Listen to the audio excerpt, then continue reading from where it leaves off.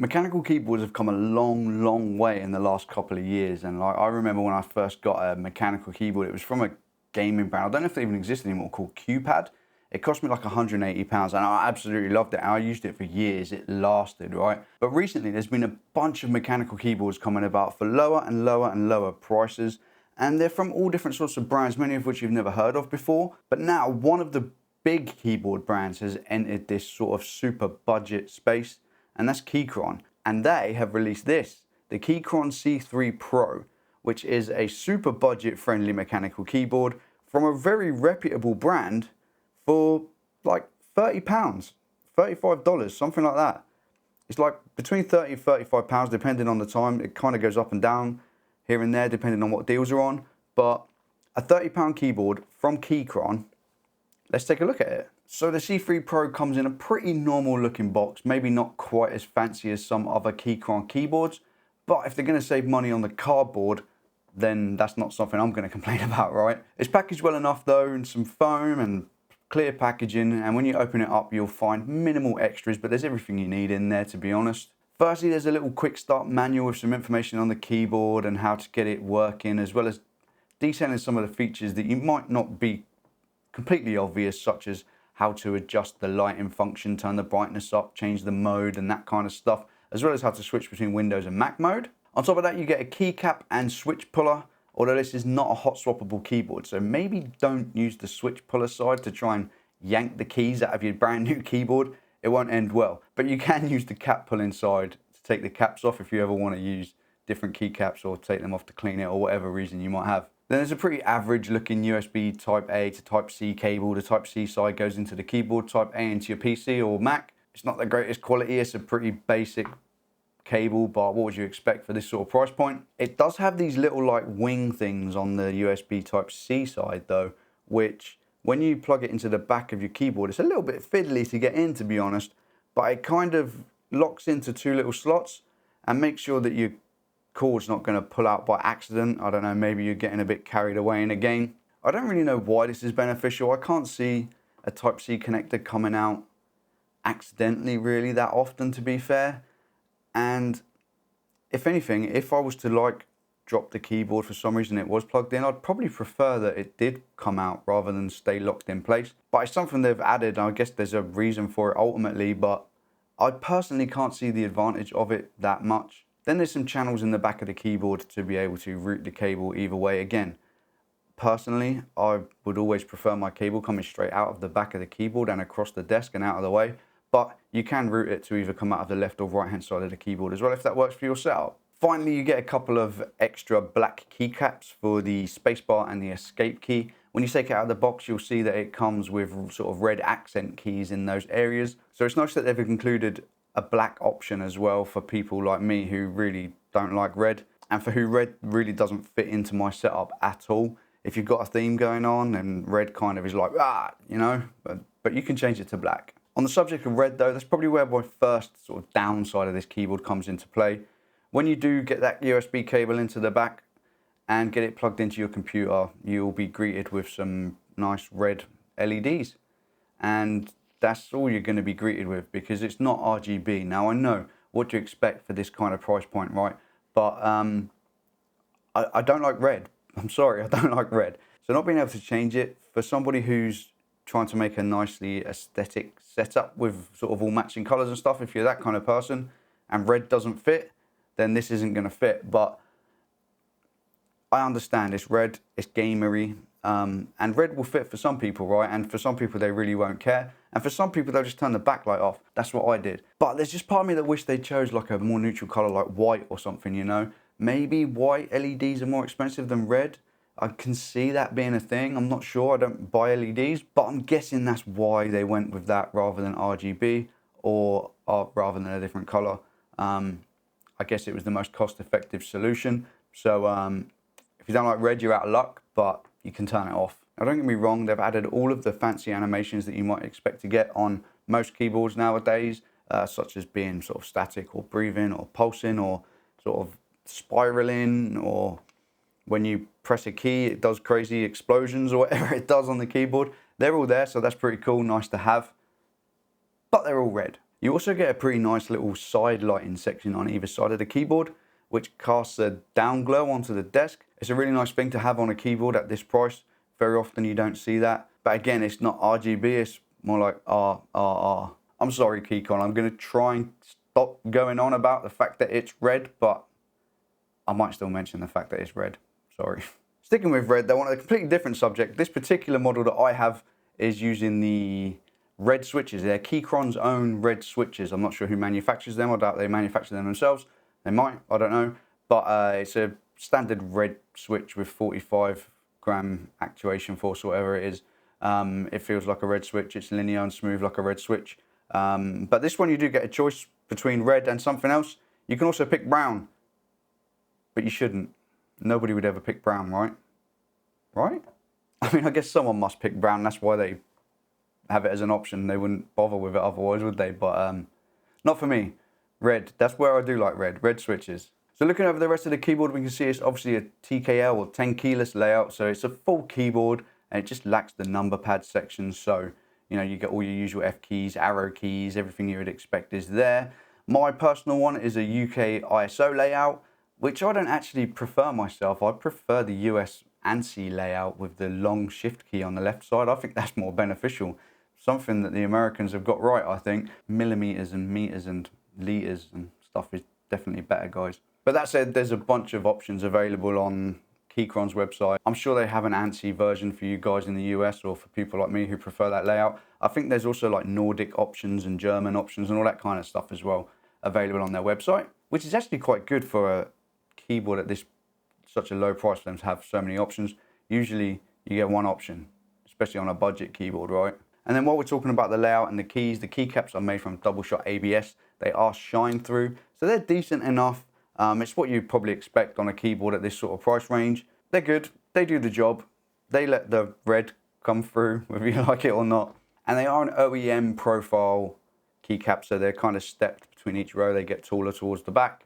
Not something that I personally prefer again, but I'm in the minority here. I prefer a flat profile like XDA or something, but like I say, I know I'm in the minority here. Most people prefer a Cherry or OEM profile keycap, so you probably like it. Then on the keycaps, you got one of the things that I do love about Keychron and all of their keyboards, and that is their sort of accommodation for both Mac and PC users. Now, most keyboards have an option to switch between Mac and PC mode.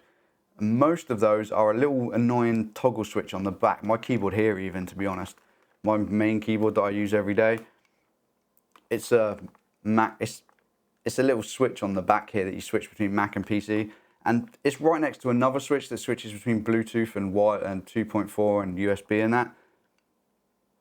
And I can never remember which one's which. So if I'm switching, I'm constantly picking it up and looking, and there's tiny writing. I'm trying to figure out which switch is which. On the Keychron, you press function and caps lock and it switches between Mac and PC. And then it also has a little light on the keyboard which tells you whether you're currently in Mac or PC mode. So that's super handy, super cool feature. On top of that, Keychron also do this cool thing where they print the Mac keys onto the keycaps as well as the Windows options. So below the Windows key, you have the option symbol, and below the Alt key, you have the command symbol. And those ones are pretty basic. If you're a Mac user, you'll probably know where they are anyway, right? They're next to the space bar is the most common one you're going to use. But it also has all the Mac sort of media keys and shortcut keys along the top.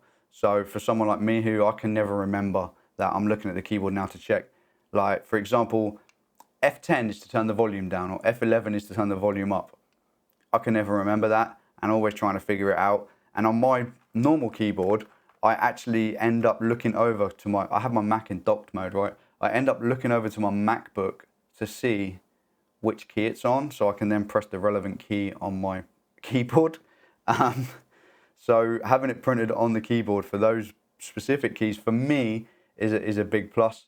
For you, it might not matter. You might not use a Mac either, but for me, I go between Mac and PC all the time. Which for me is another thing which is a slight downside, is the fact that it's a wired keyboard, right? I use a wireless keyboard, and I tend to use my PC for gaming, and I tend to use my MacBook in docked mode for everything else. So I'm often switching between the two. I often have both working at the same time and switched on at the same time.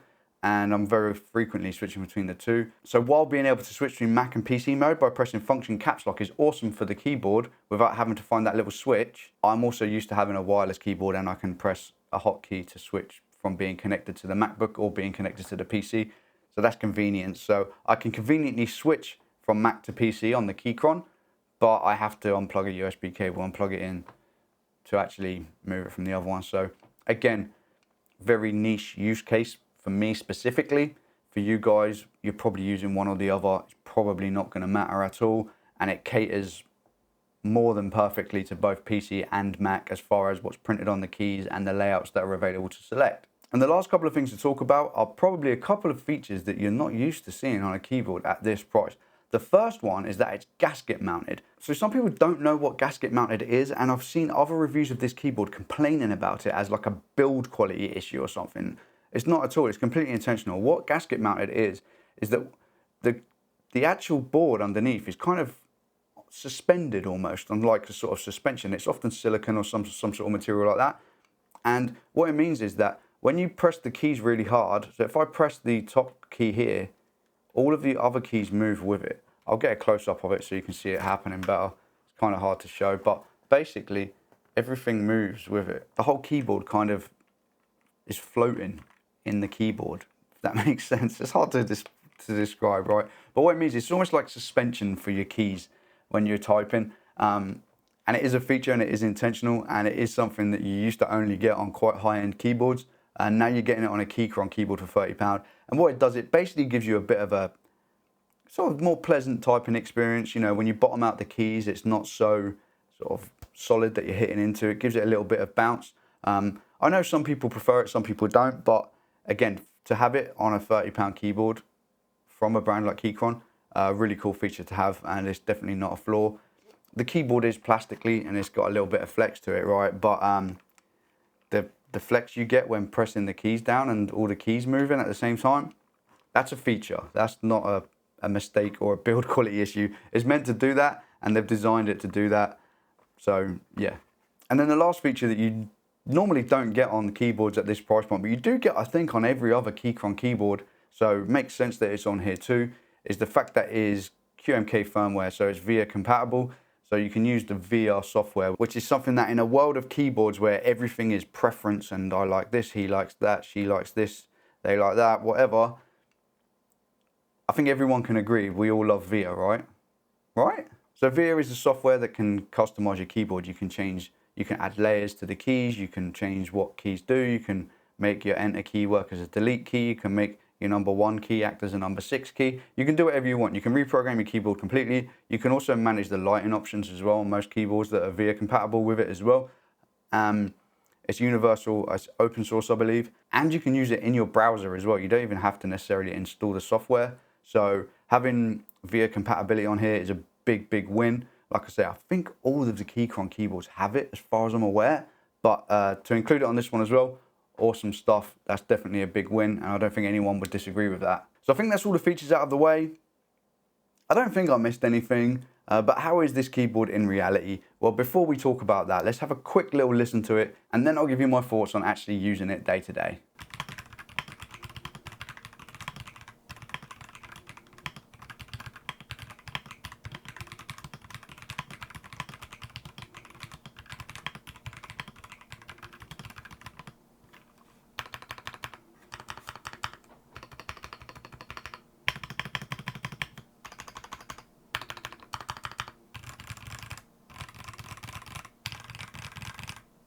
Sounds all right, doesn't it? I think so. Right, it's probably not the most amazing sounding keyboard I've ever used, but the switches are decent. There's no like pinging sounds or anything like that coming from it. Like the springs are not pingy, it feels smooth. It's not like gritty or scratchy or whatever. It's a pretty smooth typing experience. And the fact that it has both foam on top of the PCB and case foam below the PCB, it kind of makes sure that it doesn't sound really, really plasticky and hollow. But it sounds fine, it sounds all right. Again, £30 keyboard, sounds great for what it is, right? I believe so. So using it day to day, I've actually been using it as my main keyboard on my PC. So I've had 2 keyboards on my desk for a while, swapping between the 2 because I don't want to unplug it all the time. But I fell back into the hole of playing Dota 2, and I really needed a keyboard with F keys, and despite having several keyboards around me here, none of them have F keys on. They're all like 65, 67 layout keyboards, whatever. So I needed a TKL keyboard, and this one was here, and I was reviewing it anyway, so I started using it as my main keyboard. It took me a minute to adjust to the profile of the keys because I'm not used to it. Many of you will already be used to that, but I wasn't. But yeah, I've been using it on my PC as my main keyboard for several weeks now, playing Dota. I've played other games too, but mainly Dota. I've been playing Flight Simulator as well recently. You might have seen that if you follow me on Twitch. But ultimately, yeah, it doesn't miss a beat, right? It's a great keyboard for what it costs. And again, it's not the best keyboard I've ever used, but it definitely exceeds its price point of £30. A few years ago, I couldn't have even dreamed of getting a keyboard anything like this for £30. It was unheard of. It was absolutely craziness if you were to suggest you could get a keyboard this good for £30. So look, I wish it was wireless and I wish it wasn't red, but if you're not bothered by that and just want a really decent mechanical keyboard from a reputable brand rather than buying from some off-brand, you know, and you want to be able to pay just £30 for it, there's no way on earth you're going to be disappointed in this. I really don't think you would be. Ultimately, I'm super impressed by the Keychron C3 Pro, and what they've done here for £30 is quite amazing, and long may it continue. Keep it coming, Keychron.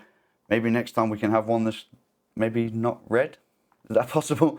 Anyway, despite being red, honestly, really, really good. I know I've been sort of harping on it for being red, but I get it. And any of my sort of issues or complaints with it is not really a complaint, it's more a preference, which is the great thing about keyboards, right? If you're not happy with the keycaps, you can change them for a different profile keycap.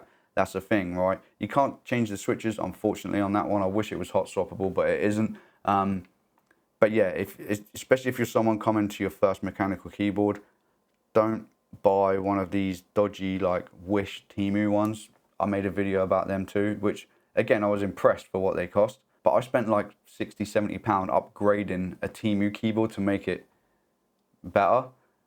This doesn't need upgrading. So the switches on those other cheap keyboards can be really scratchy and really pingy and sound horrible and feel not very nice. You can modify it to make them better by spending more money.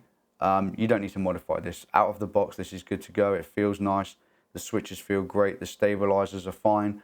There's no real issue with it whatsoever. I really think you'll be satisfied with it. It's £30. Like, how many times can I say it? Amazing stuff. Thumbs up, Keychron. Thank you for sending me this over. They did send me this keyboard to review. They didn't tell me what to say, and they didn't pay me any money. They just sent me a keyboard and said, make a video, say what you want. So thank you for that. Appreciate it. And apart from that, I hope you enjoyed this video or found it somewhat informative. If you did, please hit that thumbs up. And if you're into keyboards and tech of any kind, then hit the sub button, because I think I've got 3 more keyboards sat here that I need to still make videos about. So keep an eye out for them. Thank you for watching, people. You're all awesome. Stay Banproof, and I'll see you soon. Peace.